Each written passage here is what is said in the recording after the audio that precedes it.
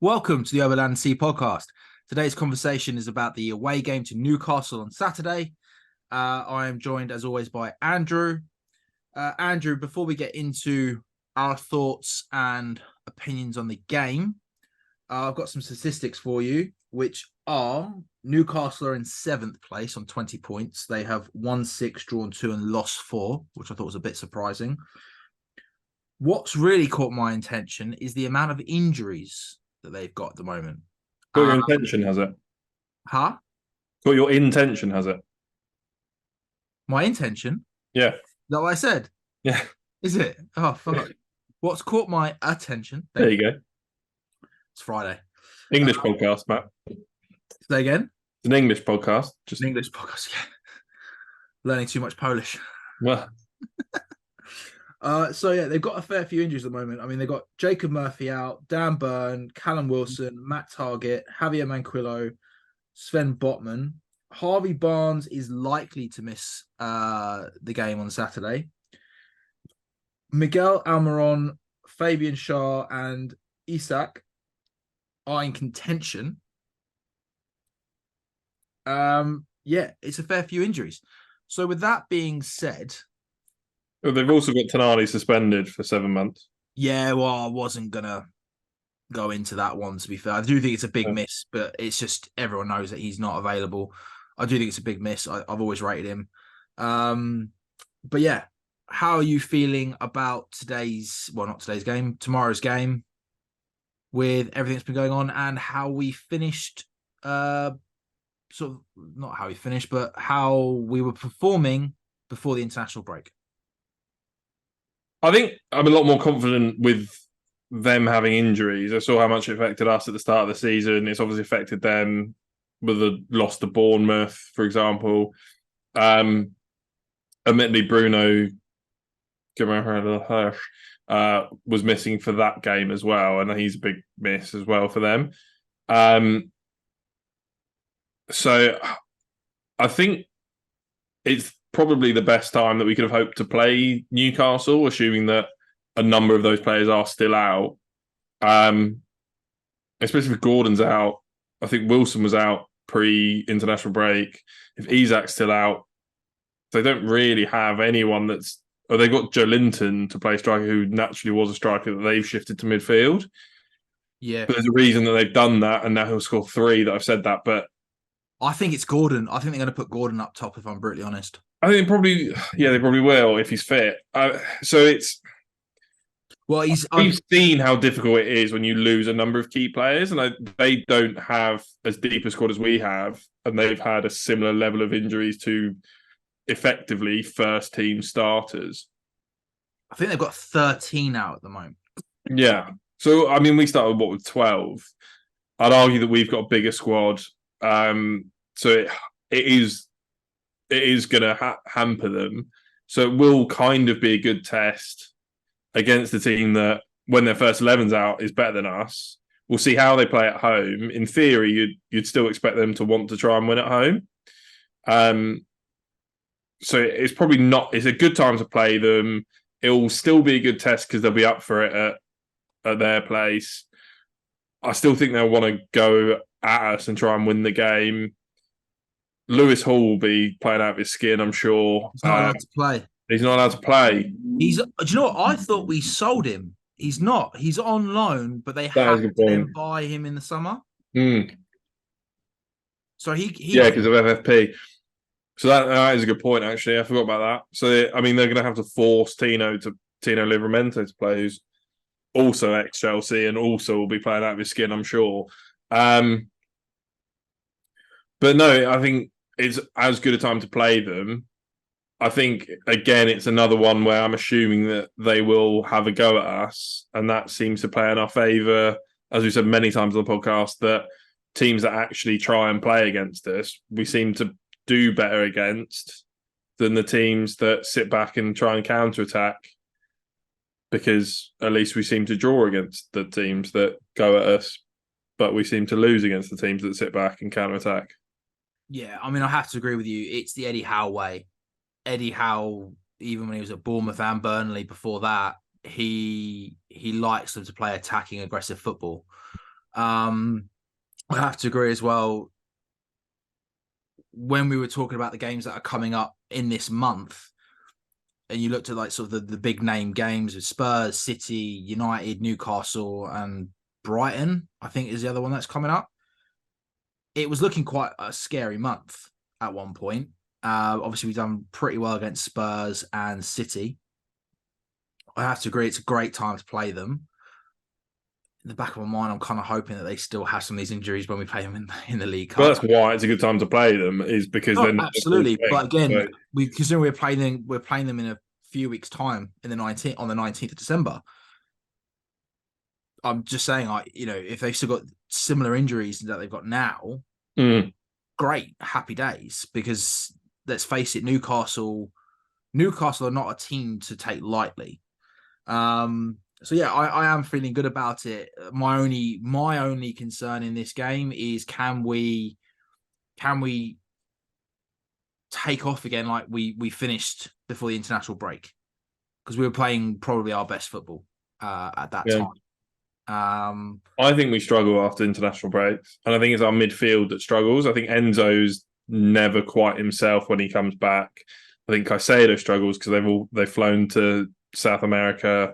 They're playing at 3 o'clock in the morning in the UK, and it's a difficult adjustment, especially as Enzo's got a young family as well now, or a second child that he's sort of away from for a couple of weeks. It puts extra stress on. So I actually think his family travel with him. I've seen a lot of Oh, really? Yeah.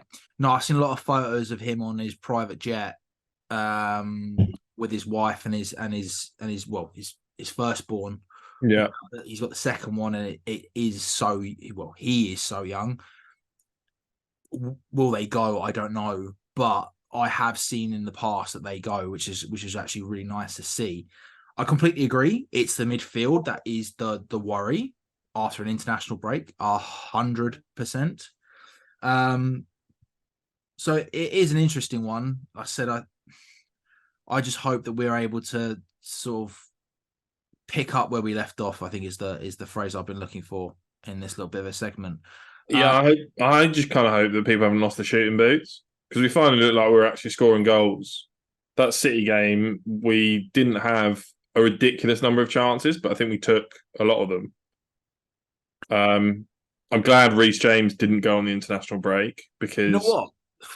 he stayed fit. I saw a stat the other day that was something like he had 5 key passes. The only defender that has more is Kieran Trippier, but he's done it in 296 minutes, and Trippier's done it in like 1,296 or something. And it's like Trippier's got 8 and he's got 5. So it just shows how important he is in playing key passes, getting decent balls into the box. We've said this before though, like what he offers our team, not just as a right back defensively, but what he brings moving forward. He is one of the best all-round right backs in the league. And I would go as far as saying he's one of the best all-round right backs I've ever seen in my life. Yeah, but also I'm going to give that same title to Trippier. I think Trippier right now is probably playing the best football he's ever played. I actually don't think he gets enough credit. And the fact that he then gets put at left back for England at sometimes, I think speaks volumes where he's at in his career right now. Like I can't speak highly enough of Trippier. I think he's brilliant. Yes, he's in my fantasy football team. I will admit it, but I honestly think he's a great player, and what he's done for Newcastle is incredible with his leadership. But no, you are right. It does go to show what he brings to the squad, but we've said this since the summer. Him being out is a massive miss for us. It's just getting the right players in the box that he can feed to, I think, because we all know what he can deliver into the box. Yeah, I think Raheem Sterling will feed off that the most, in terms of he loves that back post tap in run. And he's playing on the left, his set up his goal. Yeah. I think it was after what's his face left the ball behind. Gavardiol left the ball behind Yeah. him. Yeah. Reece James whipped it in, and I think that could be a very good partnership. And we saw it work with Gusto when Gusto was playing. He got 2 assists for Sterling when he scored a couple earlier in the season. But again, it's for me, it's quality, and that's what I like about James and Gusto is they actually have high quality deliveries into the box. Yeah, Our and right side of defensively, the they're pitch. not weak either. They're both very apt defensively. Reece James is a unit, though. Like, there's not many even strikers that I think are out muscling him. No, he's a great all rounder. Mm. In terms of what the modern game asks from players today, especially I think with the way that defenders have to be better on the ball, especially when you're playing from the back. In terms of his delivery into the boxes, in terms of his pace, his defensive work, he's absolutely incredible.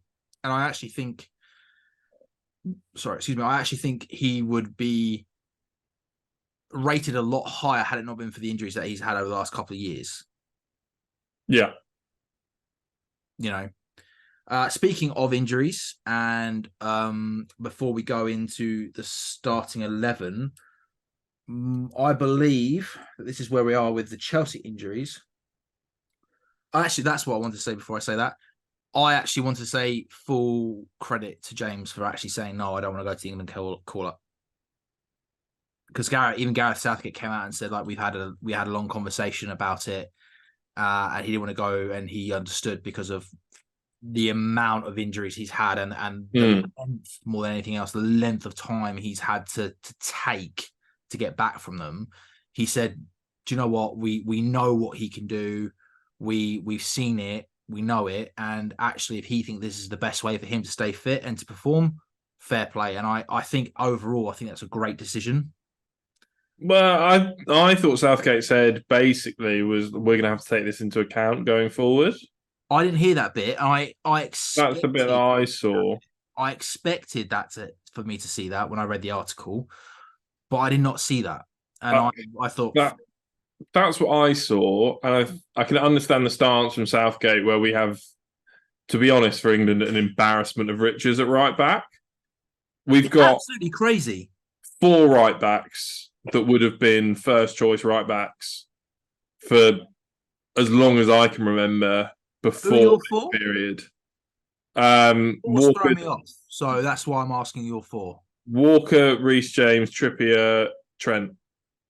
Yeah, do you know what? It sounds really fucking stupid. I forgot about Walker, and the reason I forgot about Walker is because I remember where Southgate was playing through at the back, and he kept putting Walker as the right-sided centre back, and I thought he dominated that position as well. So no, that makes sense. 4, yeah, because in my head for England, he's a centre back now.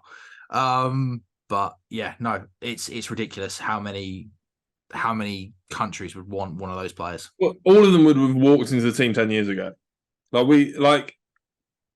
Respect to Gary Neville. Gary Neville was not knocking on the door 10 years ago. That was like Danny Mills. No, was Gary Neville? How long was Gary Neville? Fuck me, mate. We're in 2023. Gary Neville was a coach in 2014. Really? He went to Brazil with Hodgson as a coach.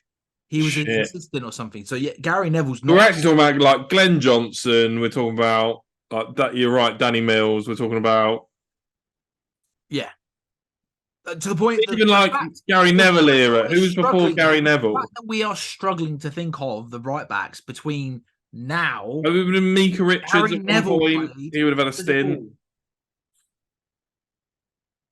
Yeah, and then you had before that you had Gary Neville, and then who did you have before Gary Neville? I want to say Nigel Winter, but no, Lee Dixon. I fucking hate Lee Dixon. I was waiting for that. I hate him. Waiting for that. No, honestly, I hate him. I've never seen because he must live somewhere around St Albans where we were growing up. Because we've both seen him in Waitrose. We've both seen him in Waitrose. I saw him at Redbourne Golf Club, and I saw him at St Albans train station. And I looked at him, I've and he seen him knew there that I as reckon. well. He saw that I reckon, and he gave me the dirtiest look. And I'm like, I wasn't even going to go up to you, but like to be that much of a dick and that unapproachable when you're a bang average player, and the best thing you ever did was lob David Seaman and score an own goal. Go Dude, fuck yourself. dude, he's got small man syndrome and he's a shit fucking pundit. That's all. Take him off FIFA. To be fair, I haven't bought FIFA this year. He's not. But Well, he's not on FIFA 23. I've not got the FC 24, as it's now called. thank He's fuck, not been on because he was FIFA on for a FIFA while. for like 2 or 3 years, and the level of commentary that he gave on. I know it's FIFA, but Yeah, it's fucking hell. He just says some words and the computer. I was falling asleep fucking listening. I'd turn it off. Like, I literally didn't have FIFA commentary on for like 3 years because I was like, this guy's a fucking pleb. I don't ever play FIFA commentary. No disrespect to some others. At the moment, I think it's is it Peter Drury and Alan Smith? No, it's not Alan Smith. It's somebody else. I can't remember. I don't really know him. I literally, when I see his name, I'm like, who are you? Completely off the topic. Have you seen the like? It's like a YouTube that you see it on like Instagram. You see it on like YouTube Shorts, where a bloke does like FIFA, changes a load of players' names to like he did good like Heaven versus Hell or Good versus Evil. Yeah. No, and he does the commentary over the top, and he does a really good Alan Smith impression. Does he? It's so funny. It's so funny. You have to send me it. I'll send it to you. Link down in the comment section. I can't remember the name of the channel, but I'll send it to him. He'll put it in the comment section. He'll put it in the description or something. It'll be somewhere. You'll know. Cool. So anyway, back to our injuries. As far as I'm aware, what we're looking at the moment is Nkunku is he's not expected for this game. I think he's back training, but it'll be too soon. It would rush him back. I don't really want him involved. Yeah, that's the vibe I get. I get the fact that even if he plays a little bit at the end, you're then kind of going, no, don't risk it. It's pointless risking it at this point. I'd rather have him back properly in a few weeks' time. Lavia is in the same position as Nkunku. Badashil is now, I think, fully fit and back. Nice. Barner is now expected sometime just after the new year rather than being out for the whole season, which is... Yeah, I saw that he had a miraculous recovery this like today, and I was like, okay. Yeah, like this... Because I thought he was out for the fucking season. Well, that's what I thought, but, you know, at the end of the day, I'm not being funny. If he's back, then great in the new year. Yeah, I'm going to tentatively trust our medical staff's opinion rather than my own, but... Well, we've got a few other players to come back first. Been a fucking shambles. If they end up falling out within a couple of games, then yeah, let's just say Fofana's out for the rest of the season. I'm kicking off. I'm demanding fucking medical people's heads at that point.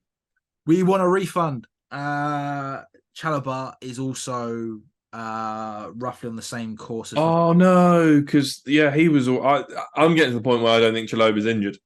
I think he's just been told he's not going to be involved in the excuse. Well, this is the bit that I was going to say. Like, everyone expects him to be sold in January anyway. So I genuinely think it is just at this point he's been told he's not going to play. It's kind of fucking embarrassing, but we're just going to pretend that he's injured. But you know what? I wouldn't be surprised if that was the case. So yeah, James is most likely to start. And Gusto is a doubt, and we're reckoning that Colwell will be back as well.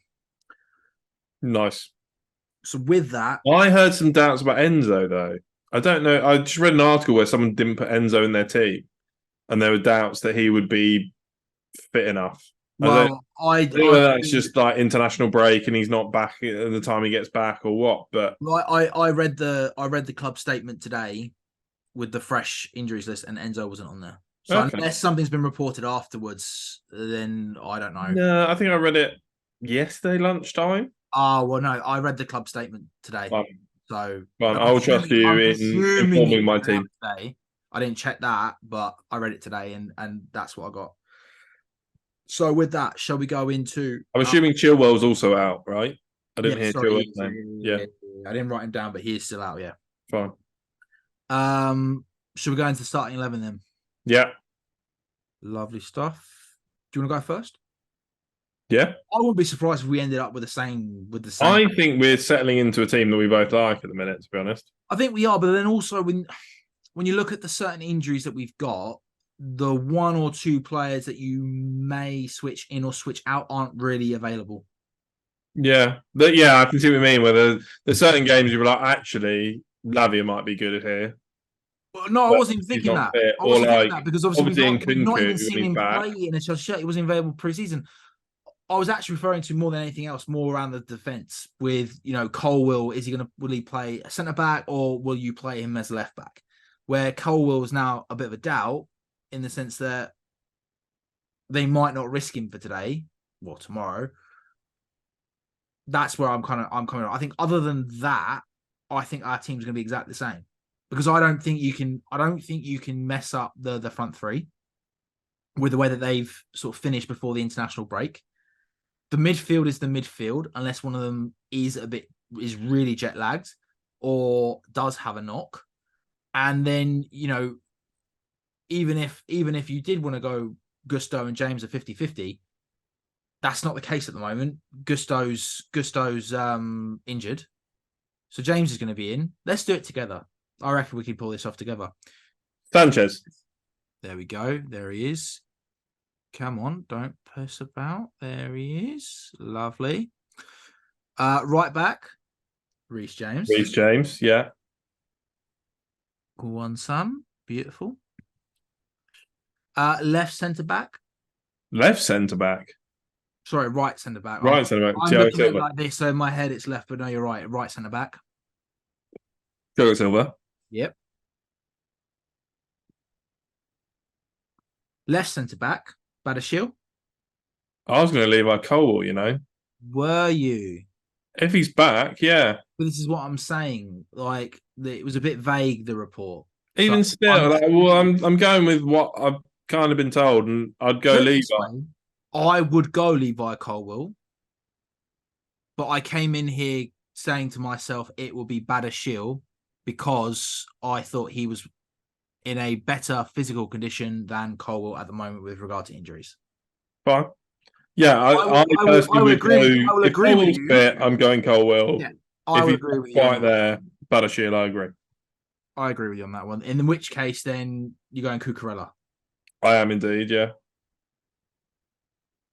Because that was the other option in my head. In my mind, I'm going Badashil's look pretty good. So for me, it was more Colwill or Cucurella. That's where I was talking about it. I mean, don't be wrong, like you said, it could be Colwill, Badashil, but yeah.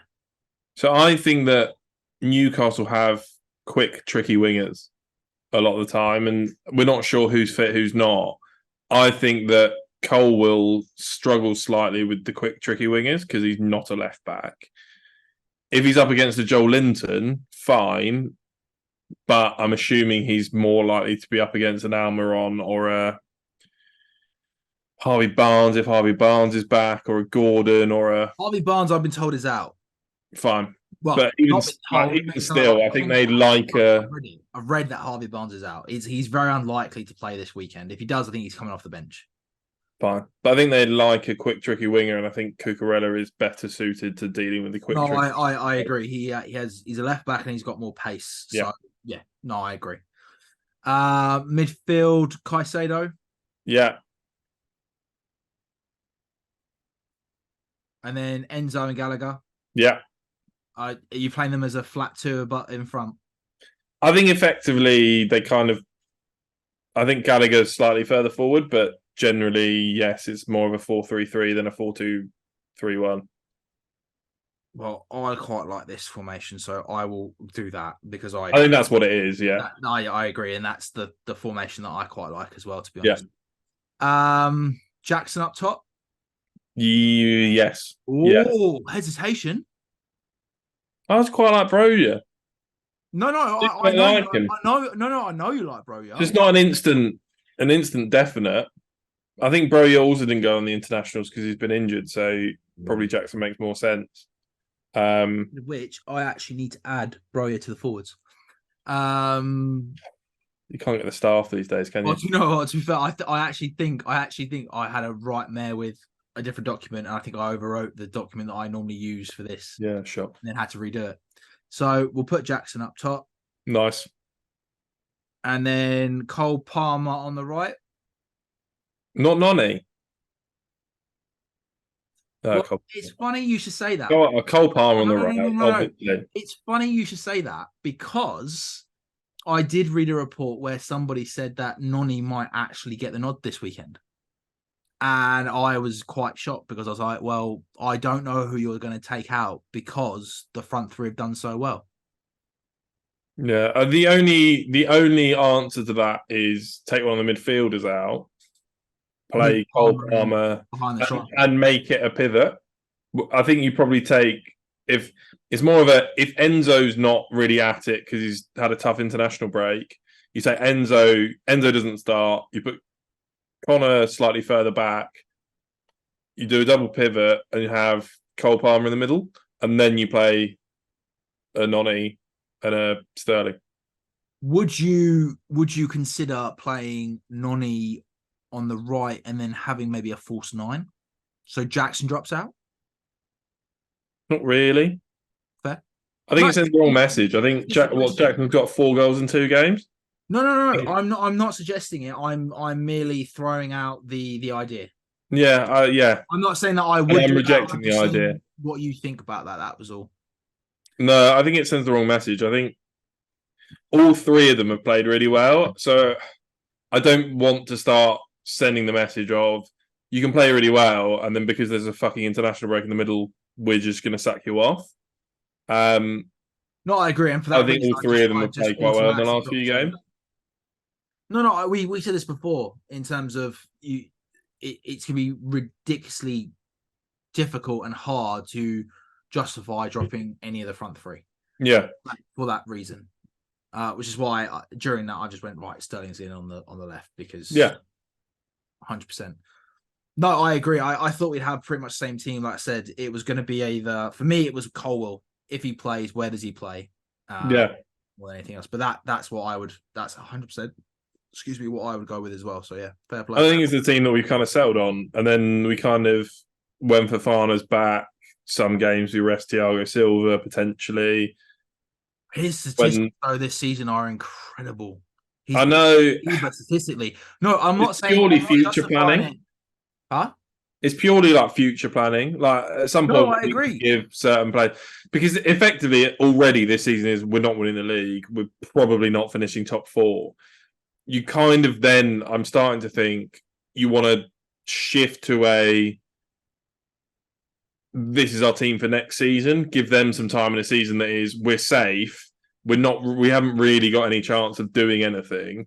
Let's give ourselves rather than starting again next season with a new, sticking Fofana in. He hasn't played with Colwell really at all, and you kind of end up with a new back 4 partnership. And it's not let's write Thiago Silva off completely, but it's he probably plays the big games and the littler games we get Fofana in to build a partnership.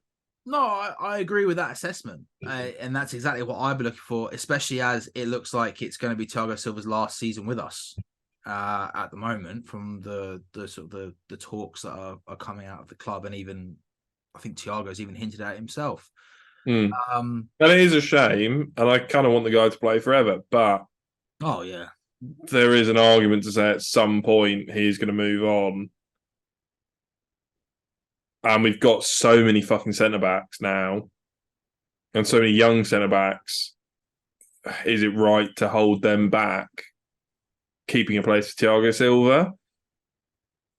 I know what you're saying. I am a firm believer in playing the best team possible. I agree. At the end of the day, if it's already decided that Thiago Silva is 100% leaving at the end of this season, then I'll be saying, yeah, fair enough. If it's not, then I'll be saying play the best team that you possibly can. I would agree with you if we were in the hunt for something, but I don't think we're really in the hunt for anything. I disagree. I think Poch will I think Poch will get his hand on a trophy this season if he can, just to show that this team, that they can win. I know you hate the League Cup, and I get it. It's not the be end all of end all like trophies. It's not something to absolutely rave about and go, yeah, we won the League Cup. But for this team, I would argue it's actually a really big stepping stone if they get that. Yeah, to be honest, now we've got some players back. I'm coming around to the idea of. Oh, here we go. Yes. When we had no players, I was like, just sack it off because we've got so many injuries. It's not worth winning the Carabao Cup and getting relegated because we've got fucking 3 players that are fit. Now we've got some players back and we can kind of play a second team. It makes slightly more sense. And if that means that we play the better team in the Cups and in the Premier League, we use the Premier League as a bonding, like, team chemistry exercise of Fofana and Colwill and Fofana and Badiashile getting some understanding together, I don't think that's a bad thing because realistically, I think this ends up being another semi-lost season, unless between now and Christmas we put an absolute stormer together and we fly up the table a little bit by winning 10 games in a row. Which is difficult and highly unlikely. I don't think that it's a loss. If we get Europe, now don't get me wrong, when I say Europe, ideally you want the Champions League, so therefore we want the 5th spot. Because obviously it's top 5 now, not top 4. Yeah. I still think we can make the Europa Conference. Now, don't get me wrong. Do I want to be in the Europa Conference But why do that? I'll tell you why. Because I figured... No. Why do that? Throw your eggs in the basket of the Carabao Cup if you want to be in Europe. Because then at least you get Europa League. Yes. However, what I was going to say is the Europa Conference League is a very new trophy. And if we did get into the Europa Conference League and we did win the Europa Conference League, then we have again won every single European trophy, and we would be the first British team to do that. Actually, we would be the first team to do that because Roma have won it, West Ham have won it, United and Liverpool have won everything else, but they haven't won that. So actually, I was thinking from that point of view, from a historical point of view, it's not the end of the world. Ideally, if you're not going to get Champions League, you do want Europa. I was just trying to find. Did Europe ever win the UEFA Cup or the Europa League? Say again. Did Liverpool ever win the UEFA Cup or the they won Europa it. League? They won it. Oh, when did they win it? I mean, they had Sammy Hoopier as captain, and they had Owen in the team, maybe even Robbie Fowler. It was like 99, 2000. Maybe I think it was 2001. I think it was 2001 or something. It was that kind of era, 99 to 2001, that they did that. I don't think it was called the Europa Cup. I think it was called something else at that point, but they did win it at that point. And United have won it under Mourinho. I don't want to win it. I actively don't want to win that. I'm not. No, don't be wrong. I'm not saying we should aim for it. What I'm saying is hypothetically speaking, if that is the fucking, I don't know, category we get put in, then at least we can then go,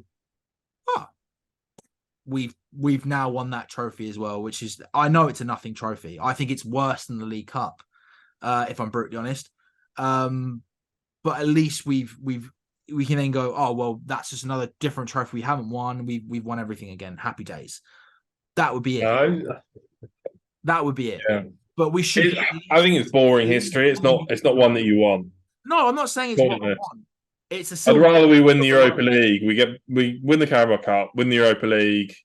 We get into the Champions League that way, and we're safe. But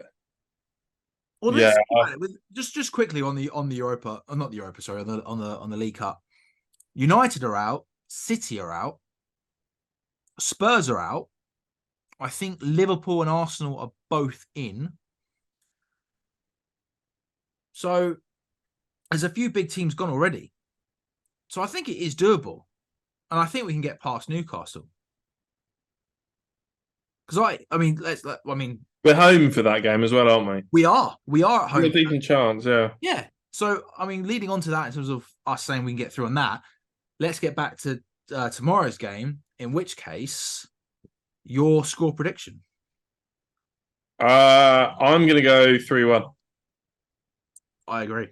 That's what I had in my head. I think we'll 3-1, maybe 2-1, but I had us winning 2-3-1. Yeah, 3-1. Yeah, I think it depends who scores the first goal, if it's 2 or 3-1. I think if we score the first goal, they'll have to come at us and it'll be 3-1.